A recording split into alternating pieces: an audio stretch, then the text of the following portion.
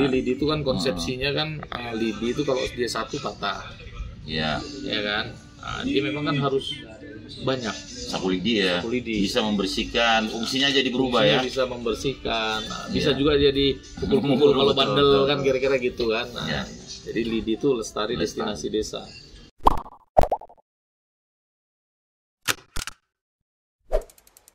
Alami, natural. Didukung nanti sama wisata buatan, Buatan. ya kan? Wisata buatan. Kemudian ada atraksi budaya, Atraksi budaya. budaya yang Muatan ada. lokal Ya. Nah ini kan ada 7 kabupaten kota, ya. Tapi dia kuncinya keberhasilannya nanti adalah desa. Selaku pelaku yang langsung Iya. ya, pelakunya. Nah, pelakunya desa. Desa. Jadi pemerintah daerah cuma regulasi lah. Nah, terus pertanyaannya sederhana sebenarnya. Siapa penggerak di desa? Ya. Apakah kabupaten menurunkan orang untuk mengelola desa Atau masyarakat itu sendiri. atau masyarakat itu sendiri? Iya. Kalau saya secara pribadi melihat pelajaran kita di Indonesia, itu kecil kemungkinan kemampuan daerah untuk masuk ke dalam desa dan mengelola, membantu manajemen pariwisata. Nah, maka aku lah ya, dari pelaku atau perencana pariwisata kan, dan kawan-kawan, kami berpikir untuk membuat satu komunitas, namanya itu Lidi Desa. Lidi desa ya. Lidi Desa itu lestari destinasi desa. Lestari destinasi Desa desa. ya. Ini mungkin bisa jadi bentuknya kayak NGO gitu lah, ya kan, LSM. Cuma LSM kan karena kita sering jelek pandangan kita, jadi istilahnya gitu. Nah, jadi di situ diisi oleh orang yang ahli perencanaan, Ahli perencanaan. arsitek Profesional lah ya. Profesional. Kemudian ada ahli pemberdayaan masyarakat, community development. Kemudian ada ahli digital, Iya. branding, marketing, Iya. startup. Nah, jadi kelompok ini nanti yang akan mensupport desa, gitu. Nah, jadi kelompok ini mungkin kelompok yang akan tidak berpikir nirlaba, tapi tidak berpikir laba. Jadi dia nirlaba, tapi dia harus berkelanjutan. Jadi tentu harus ada di biaya operasional segala macam kan. Nah, jadi kalau dalam membangun satu dekam lah, misalnya mau membangun di desa dulu, merasa cocok untuk dibuatkan destinasi, Apa potensi yang ada layak sama-sama kita cari, tapi masyarakatnya duluan yang mau mengangkat itu, masyarakat. bukan kita yang istilahnya kalian gini ya, kalian gini, nggak gitu. Masyarakatnya pengen ini, nah kita mendampingi. Apakah nanti nggak mengganti pola hidup? Mungkin dia masyarakat itu awalnya dia kan lebih dominan bertani, tapi kalau ini berkaitan dengan wisata, sebenarnya kawasan yang di desa itu sebenarnya sangat tinggi potensi wisatanya, tapi masyarakatnya dominan bertani, itu bisa merubah itu gimana? Ya, jadi kan wisata ini kan tadi kan kita cerita ada wisata budaya, ya kan, ada alam, ada buatan.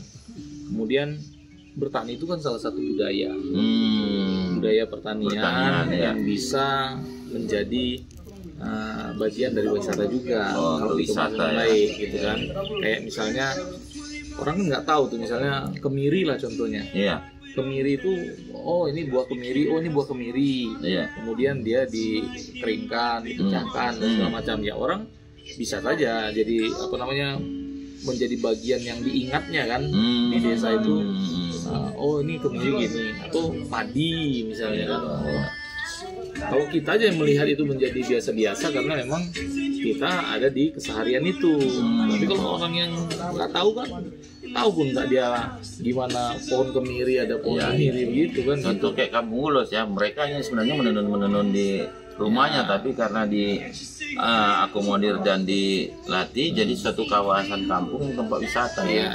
Nah jadi kan maksudnya gitu. Kalau kita misalnya bersama-sama dengan masyarakat desa, karena kita punya satu lagi kan, kalau orang berdiskusi, kalau ada orang yang lain, misalnya kayak kita orang lain yang masuk di situ, kan mengarahkan diskusi itu pun dengan orang yang punya pengalaman yang ada, kan kita ada referensi. Oh kami dulu waktu di desa ini bikin gini loh, gini, ada pembandingnya lah, ada pembanding. Jadi kan lebih terbuka dia, gitu kan. Nah, malah kalau di desa kan ada yang nggak cocok, misalnya dia rasa dia belum tentu juga mau langsung frontal nggak setuju segala macam. Kenapa? Karena dia sehari-hari akan hidup bersama situ gitu kan, saling menjaga. Nah tapi kalau kita memberikan kan terasa tidak ada kepentingan kan gitu kan, kepentingan pribadi maksudku kan. Nah gitu-gitulah.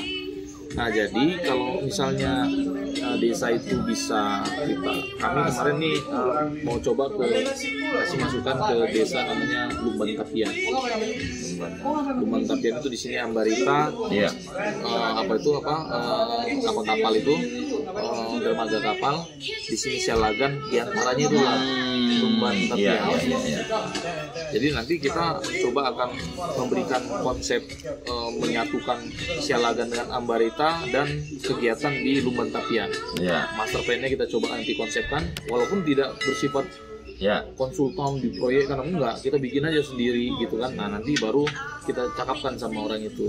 Sebenarnya gitu. Kalau ada waktu tadi kita mau coba aja yang namanya ke Desa Bagot. Desa Bagot itu ada satu pemukiman masyarakat yang disetting jadi orang untuk tempat minum tua. Padahal sebenarnya kalau dihitung secara kubiknya tua Bagot itu sendiri minim tumbuh di sana, ada, tapi tidak sebesar daerah lain. Yang besar itu Onan Runggu. Tapi yang dikenal tempat minum tuanya Desa Bagot namanya, dan ini lagi digali. Nah itu Kepala Dinas Pariwisata Sumatera Utara Ibu Riak dalam Menua kemarin sudah ke lokasi. Dia mengapresiasi lokasi ke Desa Bagot dan ada himbauan dia kalau bisa penataan lebih. Kita kan gini ya, dari kita memandang ini gini, mulai kita jangan terlalu banyak berpikir tentang pemerintah. Jangan terlalu berharap banyak. Misalnya kita datanglah kepala dinas ini, datanglah kepala dinas itu, datanglah bahkan menteri pun datang. Aku pikir nggak begitu. Selama masyarakatnya mau, ada gali keinginannya. Jadi kita dulu. Swadayanya itu yang diutamakan dulu. Untung kita kalau ada memang anggaran yang akan disampaikan. Nah, tapi kalau seandainya masyarakatnya kita juga yang dari lembaga non pemerintah mensupport, nah kita juga kan punya link, bisa ada CSR kah atau apakah namanya ya gitu kan. Nah jadi menurutku swadaya masyarakatnya dulu. Kedua, kita tadi kan bilang tadi kita punya tim yang akan bergerak di bidang branding. Tapi kita branding kan setelah dia harus sesuai tuh, nggak boleh kita branding gila-gilaan padahal di lapangan nggak begitu. Betul. Tapi disesuaikan dong lapangannya dengan bagus, barulah brandingnya ikut kan gitu kan. Nggak mungkin kita jual tapi nanti orang kecewa akhirnya cakapnya kan jadi nggak baik. Kalau untuk di Samosir tuh kan kita kasih informasi bahwasanya udah terbentuk secara resmi Podarwis. Apakah ini tidak bersinggungan atau bisa bersinergi atau bagaimana terhadap Podarwis? Kita harapkan kan desa yang mau tadi ya kan dia ikut atau dia membentuk Podarwisnya. Nah begini ya, Podarwis itu bukan satu kelompok yang besar ya, yang dia sifatnya itu top down, nggak gitu. Podarwis itu adalah punya independensi kelompok dia. Dia kalau dia Podarwis desa, nggak berarti dia harus nurut dengan Podarwis kabupaten. Enggak, ini bukan partai bos. Artinya mereka punya kepentingan, punya independensi dan sesuai, dan mereka pun berhak bekerja sama dengan siapapun. Siapapun ya Podarwis. Sedang bos Podarwis ya. Desa aja. Desa itu boleh kerjasama sama mereka punya BUMDes misalnya. Badan usaha milik desa. Boleh dia kerjasama sama Singapura. Boleh. Selagi masih mereka mampu mengelola manajemennya baik, pasti orang dia berani berbuka kerjasama karena dia punya kompetensi. Kan banyak orang ya di Samosir, di Karo itu bukan hebat orang. Ya kan datang dari Jakarta sudah well educated, udah kerjanya pun udah sampai keluar negeri sana, sekarang datang ke desa karena dia lihat potensi desanya atau dia punya lahan yang cukup besar bisa dikembangkan. Aku tengok tuh ada orang Karo tuh punya lahan 11 hektar, kampingnya dari keluarganya dia tinggalkan tinggalkan mungkin manajer di satu perusahaan asing, ratusan juta gajinya di sana kan, tapi di lahan 11 hektar ternyata dia bisa dapat miliaran kan gitu. Jadi kita juga nggak sepele dengan orang-orang ini gitu kan. Nah jadi maksudku Podarwis pun memang itu wajib dibentuk. Tapi Podarwis ini kan itu kan nama jenis kelompok. Nah, ada Pok Tan itu kelompok Tanani ya.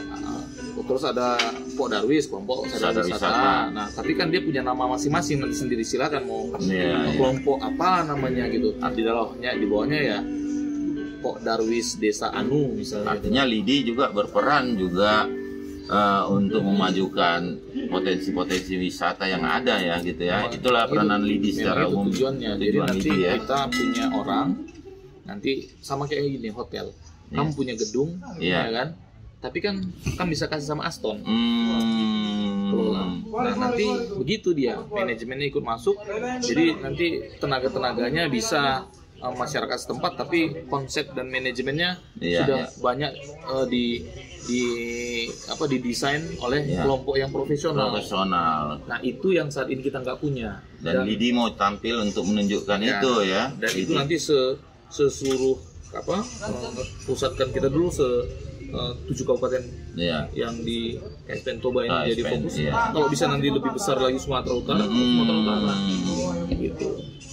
Baik, mantap juga Lidi itu ya, mudah-mudahan Lidi jadi ya. Jadi Lidi itu kan konsepsinya kan Lidi itu kalau dia satu patah, ya kan. Nah, dia memang kan harus banyak sapu lidi ya, bisa membersihkan, fungsinya jadi berubah ya, bisa membersihkan, bisa juga jadi pukul-pukul kalau bandel kan kira-kira gitu kan. Nah, jadi Lidi itu lestari destinasi desa, Lidi desa. Itu kapan untuk di launching atau diresmikan? Sudah dalam sebulan ini udah dikonsep ya, deklarasikan gitu ya. Deklarasikan, ditunggulah waktu tanggal mainnya ya kan. Mudah-mudahan Lidi jadi ya pilot project dimanapun ya kan, mereka yang mengawal, memberi edukasi pada masyarakat.